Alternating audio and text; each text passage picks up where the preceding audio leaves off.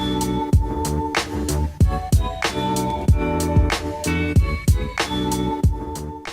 good morning, Thailand. Thank you very much for joining us again as we check all the things happening around the country. Those noises you hear in the background, we'll get to that in just a moment. But hello to Bill Burnette. Hi, Tim. 23 days to the Sandbox. 23 days and counting. We promise we will mention the Phuket Sandbox very little today. It's basically a no Phuket Sandbox day here on Good Morning Thailand. And whilst we're talking about no Sandbox, we're going to head all the way to Koh Chang in the Gulf of Thailand. And welcome to the program, Chad Burdette from CB Media. Hi, Chad. Good morning from a very rainy Koh Chang. Like I was saying before we went on the air, I plan to do this stream on the beautiful beach, but it is pouring. So here I am in my small bungalow, but good morning to you guys. All right, hang in there. We'll get to you. I've got to do a bit of an apology first, Chad. Yesterday we were speaking about the provisions for the UK government to allow people to travel to Thailand, and I mentioned that Thailand had been put on the red list. They've got a traffic light system of red, amber and green countries, and I said that Thailand had been upgraded from amber to red. Well, I was wrong. I'd been given some information over the weekend which I passed on in good faith, but that information was wrong and Thailand is still on the amber list. So I apologise for any inconvenience that misinformation caused. But now we'll get back to our guest all the way there in Koh Chang. Chad, you're from CB Media, which is one of Thailand's most popular and amazing YouTube channels. It sort of all happened a bit by accident though, didn't it? Thank you, Tim. By accident, definitely not. I've been in and out of Thailand since about the end of 2015, and it's something that I've always wanted to start a YouTube channel. But to be honest, I never had time because I had a media and advertising agency and I had other businesses, and I just didn't have the time. As you know, to run a very successful YouTube channel, it's a full-time job plus some, and giving up income streams and businesses that made money every single month to attempt to start a YouTube channel, which could possibly make money, it just didn't make sense. And the end of 2019, it was kind of one of those things. It was now or never. And I just think it ended up being great timing, so it's going really well. I mean, but it has gone as I anticipated. So how did you choose your YouTube vibe? How did you sort of choose your topics? Because you've ended up doing boats and babes and beer, and it's sort of got its own feel about it. How did you sort of decide on those topics? Well, one of the businesses that I had before I started YouTube is I'm a professional photographer and journalist for a couple different automotive magazines based out of California.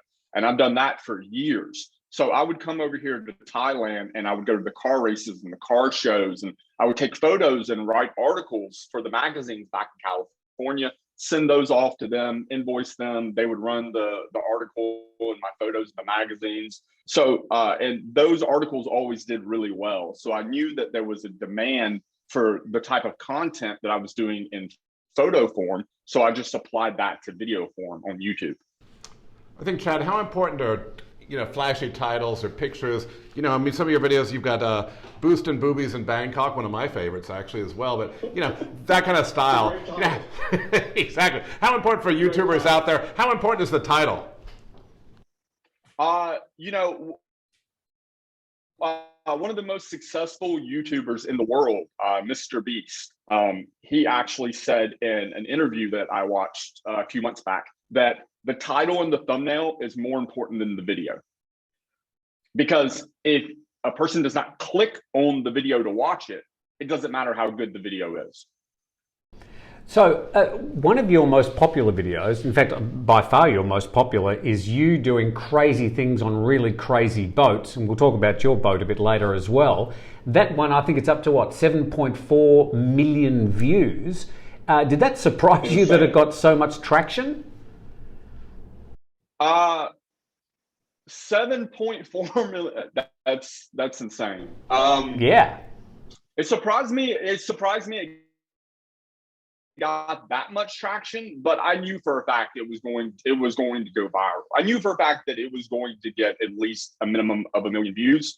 And I knew this because in the motorsports world that I am in, outside of just being in Thailand, there's been a couple of these videos that the Thai people have filmed themselves. They, strapped a GoPro to the front of their boat and they're ripping down a canal at 100 miles per hour with their 500 horsepower boat. And they just tossed it on YouTube. And it was just a raw clip with no editing. And those would get millions of views. So I knew, I did know the video was going to go viral. I did not expect it to get over 7 million views. Yeah, right now typically you're in Bangkok as well, and I know you travel throughout all of Thailand, but what are you doing in Koh Chang? So I went through the first lockdown last year in April in Bangkok, and oh man, it sucked. You're just sitting in your apartment, your condo, 20 floors above the city, and everything's closed and everything. I love Bangkok. A lot of people don't like it, but I love the energy and the vibe and the excitement, the nightlife and the food. And I love Bangkok. But everything that makes Bangkok great is completely stripped away during a lockdown. And then you're just stuck in this hot, humid, concrete jungle. And it's horrible. So I came down here to Koh Chang because at least, in the evening, I can sit on the beach and have a beer. I can go days I get on my motorbike, I just go for a ride on my motorbike for 2 hours. And, it's just, even during a time where things are closed, it's much more enjoyable. It's much more enjoyable to be here than Bangkok. Well, Chad, hang in there for a moment. We're going to come back in just a moment and have a talk about the downside of YouTubing, and that's the dreaded comments section. So we'll come back and have a chat about that in just a moment. You're on Good Morning Thailand. And welcome back. Here we are, and we've got Chad Burdette all the way from Koh Chang. We've got Bill Barnett from C9 Hotel Works here in the studio. Chad, running a successful YouTube channel, also has got that downside, the comment section. Now, it's really important that the people who enjoy your material can engage with you, but not everybody's polite. That's putting it lightly. So how do you cope with it? To be honest, this is not something that's new to me when it comes to YouTube. It's something that I personally dealt with in America for years, because I don't know what it is about American society, but people tend to be very negative, very kind of ungrateful, and just overall just toxic. And a few years ago, I just made the conscious decision to rid these people from my life. And even this comes down to like media networks. If you're on Facebook, get out of those Facebook groups, unfollow CNN, unfollow Fox, get rid of all this negative toxicity that is just meant to divide people, and your life will be better because of it. And I take the same approach when it comes to YouTube. If somebody is in my comments and they're constantly have something negative to say. If you watch a 10-minute video, and out of that 10 minutes, if 9 minutes and 58 seconds is what is amazing and you love it, but there's 2 seconds that you disagree with, and you type a paragraph in the comments about those 2 seconds, and you're just negative and you're calling me names, you're just not going to make comments anymore because you're going to be blocked. It is not a democracy. It's my channel, and I choose who can make comments on my channel, and I make no apologies for that. Hey Chad, what's that one video in Thailand you haven't done yet that you really want to do? What's that bucket list video? Man, there's a couple of them. I have in my condo in Bangkok. Thankfully, nobody knows where it is. Somebody would break in and like steal my wipe-off board. But a giant wipe-off board where I just have ideas written everywhere. I have a couple of them, and I'm going to plead the fifth because I don't want anybody else to steal my ideas. We'll be tuning in your channel to watch those, though, for sure. Chad, what's the first place that you're going to be visiting? Exactly. What's the first place you're going to be visiting after you sort of get off Koh Chang, you get vaccinated, the country opens up, Southeast Asia opens up? Where are you heading to next? It's either going to be the Philippines or Vietnam. I've been to Saigon probably 15 times. I have a lot of great connections in the motorsports and car community in Vietnam. Surprisingly, the car community there is super amazing. Last time I went to Saigon, one of my Vietnamese friends picked me up in his wide body Ferrari. We're like riding through the streets of Saigon in this, $1 million Ferrari with motorbikes zipping around, and it would just make for that type of stuff would make for some great videos. But also, I planned to go to the Philippines for the first time last November, and for obvious reasons, it didn't happen. So I also would like to go to the Philippines. It's Philippines or Vietnam. I'm not sure which. But then after that, I'm going to go to Dubai. I'm going to go back to Dubai. And then probably the end of the year, I'll probably go back to America for maybe a month or so to see family. And then I'll be back to Thailand in January. So that's my plan. Okay. So Chad, you're living the life of a digital nomad, I guess, a digital entrepreneur. Any tips for guys out there who want to be doing the same thing? Yeah, you got to figure it out where you are before you figure it out here. The end of 2015, I was just starting my marketing and advertising agency. I had one client that paid $1,000 a month, but then I was doing the automotive photography and journalist job, which I was doing a few photo shoot, and I had a great life. 15, I had a super nice condo in downtown Atlanta. I had a Nissan 350Z track car. I had a show car. I had a Honda CRV daily driver. I had a great life. I had absolutely nothing to complain about. But one day I kind of got sucked down a rabbit hole on YouTube of travel videos, and I started realizing how cheap it was to be in Southeast Asia. And this thing clicked in my head. I'm like, well, I'm living in Atlanta, but my main employer, which I'm working freelance as a photographer and journalist, is based in California. But I'm doing photo shoots in Atlanta. I'm doing photo shoots in Miami. I'm doing photo shoots in Denver, Texas, all over. So I was like, hey, if I can come to Southeast Asia and I can find car shows and car races in Southeast Asia, I can do the same thing here as I was there. It's just kind of the light bulb that went off. So my main tip is figure out something that you love, that you're passionate about, that you're good at, that you can sell to someone that they actually appreciate and they'll pay for your service or your product. Figure it out at home and then transition to a life here. Chad, just finally, of all the great videos you've made, which one do you like the most? I'm tipping it was ladyboys in go-karts, but what did you enjoy the most? Tim. I agree. I agree with you, Tim. 100%. I agree with you. And I'm very disappointed that video did not only has maybe 250,000 views. I'm very disappointed that video did not do that well. And I spent 60,000 baht making that video. Like seriously, I spent 60,000 baht making that video. Well, that was just the money you gave as prize money. Months on why that. No, I gave. So I paid the girls 1,000 baht an hour. One of them won 10,000 baht. One of them won 5,000 baht. One of them won 2,500 baht.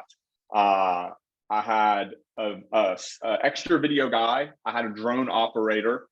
We had to pay for me and my friend Charles that works with me, hotel rooms and food and everything.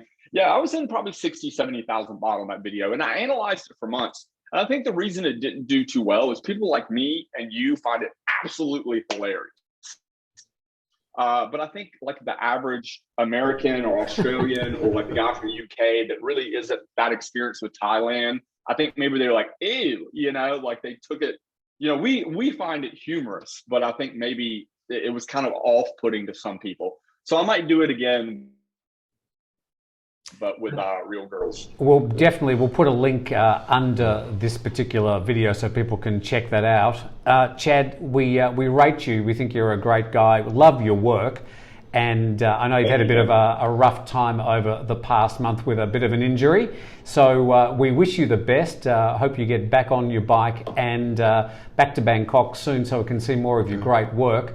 Thank you very much for joining us and getting up so early after another one of your maniac nights.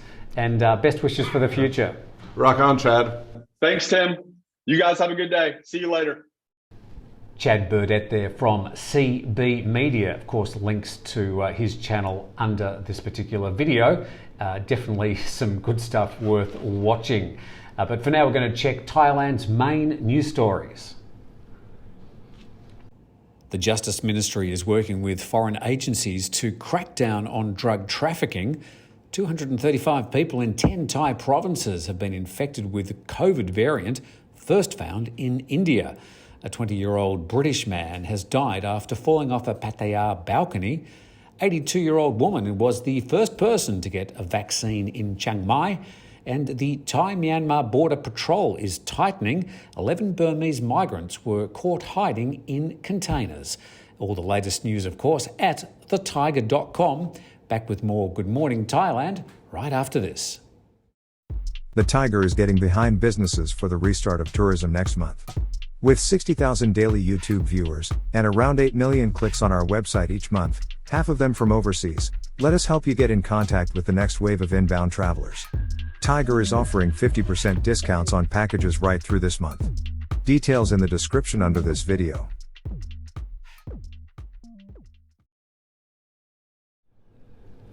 Well, we don't have any lady boys or go-karts on Good Morning Thailand, but we do have Bill Barnett from C9 Hotel Works. Hi, Tim. Back again. Thailand Intervac. This is the website that foreigners can now go to find out when they can be vaccinated. The registration has opened. Is it working? The registration was on yesterday. It was on and off intermittently, and today when we've gone on the site, it should be back at 9 a.m. Basically, foreigners over 60 or those with special chronic medical conditions are encouraged to visit the site and to sign up for the vaccine. I know one thing yesterday is that we had reports here in Phuket that there was AstraZeneca being applied in vaccination centers to older people as well. So that is on the books here. What is defined as older people for the Phuket dose of AstraZeneca? Do we know? 60 and above right now, as far as we know. 60 and above. 60 or so. So signing up of that website, try to go to Thailand Intervac, intervac.com. Try it after 9 o'clock and see how you go. Yeah, I think there were some early problems with registration, which isn't an unfamiliar situation we've had here in Thailand. And I think the one thing is right now it's only for Bangkok. They do expect to extend on to Chonburi as well, and Phuket, again, we're waiting for the older population here as well. Yeah, for people overseas, the COVID situation, this what they're calling the third wave, is very much concentrated around Bangkok and the other provinces of Samut Sakhon, Samut Prakan, Nakhon Pathom, I think it is, just north, and Thonburi, which is just sort of the northwest. So it's really that sort of central city area that's been causing most of the clusters and outbreaks. High density housing communities, the workers' camps, markets, they're sort of being the zones where the outbreaks have happened. But the trend is a little bit on the down at the moment, which we're glad to report. And as far as Phuket's concerned, the place where they're going to be introducing the sort of re-entry into Thailand from July the 1st, the last couple of days we've only had 1 or 2 cases. So, well, that's what they're reporting anyway. I think in all fairness, it's like fighting a fire. You have to move the vaccines around right now, and simply that's what they're doing. That's the most practical approach. Yeah, at the moment, Bangkok being the main sort of clusters, that's where they're concentrating most of the vaccines. But the Foreign Ministry have promised that every foreigner in Thailand will be vaccinated for free. But you will have to wait. You'll have to wait in the queue, and it won't be tomorrow. So for all the people that send us emails every day asking when they can be vaccinated, we'll provide that information as soon as we can, but we don't know. But I know that this Intervac website is now open and people are registering, so you might have to be patient, but you will be vaccinated at some stage. Bill, the other bit of news is this is what they're called the Indian variant. I think it's called the Delta variant now, the Greek alphabet. It has many names. Being politically correct, of course. That's now spread to 10 different provinces around Thailand and infected some 235 people. I mean, that's one of the biggest concerns, certainly, is the movement, as we've talked about many times in the past week or so, about between Malaysia, between Myanmar as well. You know, you can't close the borders. effectively. COVID-19 doesn't know what a border is, so I think that's probably the bigger danger is how it's going to move across those areas. The Burmese border is 2,500 kilometres long. Malaysian border, I don't know, probably 300 or 400 kilometres. So they're big, long borders with only a few official checkpoints. People can just walk across. And we've said it once, we're going to say it again. We're going to have to learn how to live with COVID-19. We're not going to eliminate it today, tomorrow, the next day. To Bill's mailbag, let's find out what's happening from you, the comments that we get. We get lots and lots of comments. We simply can't read them all out. But Bill, these are some of the features. Oh, we've got a point coming in from 78 Wild Ridge Drive. Perhaps that's their address, perhaps it's just their tagline. We're coming to get you. From Phuket Airport to 2 weeks, how many COVID-19 tests do you have to take? And also, additionally, what happens when you fly back? Well, I understand you have to have a test before you come. You have a test when you arrive, and then after 5 days. Is that right? From what we understand, during your tenure in Phuket, there's 3 tests right now. But again, I think we have to wait this week. And again, the Royal Gazette will be out. We'll see the actual guidelines. But the last time we heard, there were 3 tests during your time in Phuket. And I guess in terms of taking a test before you go back, you need to check with your own country as well. If you're going back to the UK and you're on the amber list, you have to look about what requirements you would have to go back to your own country as well. Yeah, and of course, if your test comes back positive, it's sort of going to ruin your holiday. It's not going to be perfect as well, so it's something you may want to take a test before you come as well. Yeah. Next one. Brett Sampson. Brett, I think Brett's had too much coffees yesterday. He's talking about racist Thais vaccinate 60% of Phuket Thais before they offer the foreigners vaccine. Okay? Time to start a civil war and... Ooh, this is just not a nice note, Tim. No, I mean, some of the suggestions we get, some of the anti-Thai rhetoric, this one, start a civil war. I mean, what are foreigners going to do with a civil war against our Thai hosts? And I replied to him, I said, what do you expect us to do? Throw our passports at them? I mean, what a ridiculous comment. So, yeah. There's a lot of haters out there. A lot of haters. I don't think we're going to solve that today.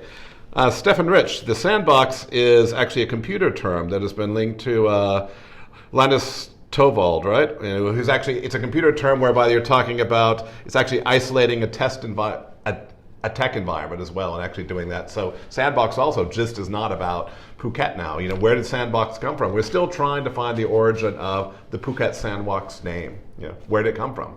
Well, yeah, other people suggested to me it was a place where cats do their business. Either way, a Sandbox is the name it's been given, and we sort of have that would be for Hello Kitty, perhaps. I think those are the main ones for today, Tim. Okay, well, thank you for popping in. Thank you for your very nice... Where did you get these latest shirts? You've suddenly blossomed in the shirt department. I've just visited into my closet because you've made me because of the microphone. So I think it's, we're just trying to be a team player here, Tim. Fantastic. Well, we do like that one. Yeah. Thumbs up from me. Thank you very much to Jason and Jay pressing the buttons over there. Thank you very much for watching today's program. We look forward to your comments every day, good and bad. And we look forward to seeing you tomorrow on another Good Morning Thailand. Stay positive, Thailand.